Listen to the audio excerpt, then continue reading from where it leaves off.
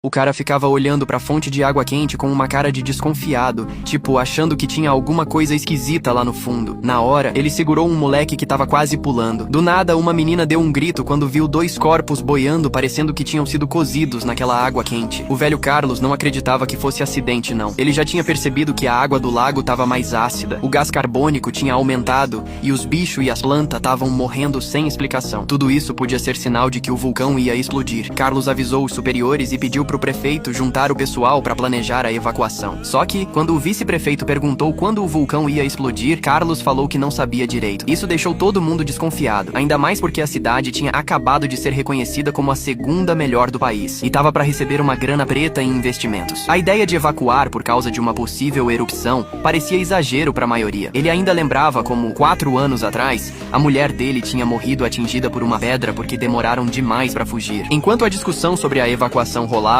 o chefe do Carlos, o Antônio, chegou e também não quis saber de evacuar na hora. Ele argumentou que, sem uma análise científica bem feita, era errado tirar a galera de casa. Antônio lembrou que, anos atrás, ele tinha errado feio ao prever uma erupção que nunca aconteceu. O pânico que se espalhou acabou com a economia da cidade, que faliu. Para evitar que isso se repetisse, Antônio insistiu em fazer uns testes antes de decidir qualquer coisa. Carlos, mesmo discordando, não discutiu, porque Antônio era o chefe. No dia seguinte, eles foram de helicóptero até a cratera do vulcão para coletar uns dados, mas os níveis de gás estavam normais e não tinha sinal de atividade. Mesmo assim, Carlos desconfiava e mandou um robô dar uma olhada lá dentro. No meio do processo, o robô quebrou e um colega dele desceu para consertar. De repente, um terremoto sacudiu o lugar e o rapaz ficou preso debaixo das pedras. Carlos desceu correndo para salvar ele e, por sorte, o cara só quebrou a perna e foi levado de helicóptero para um lugar seguro. De volta à cidade, Carlos insistiu de novo que era hora de evacuar, mas o Antônio ignorou, dizendo que o tremor tinha sido pequeno e que não tinha motivo para pânico. Carlos tentou convencer os outros, mas a maioria ficou do lado do Antônio. Sem opção, Carlos resolveu esperar mais uns dias. Só que os equipamentos continuavam mostrando que tudo estava normal, e o Antônio decidiu sair da cidade, monitorando a situação de longe. Frustrado, Carlos foi se despedir do prefeito. Enquanto o prefeito servia a água da torneira, percebeu que ela estava turva. Carlos, ao sentir o cheiro, percebeu que tinha algo muito errado. Ele correu até a fonte de água da cidade e encontrou um cheiro forte de enxofre, com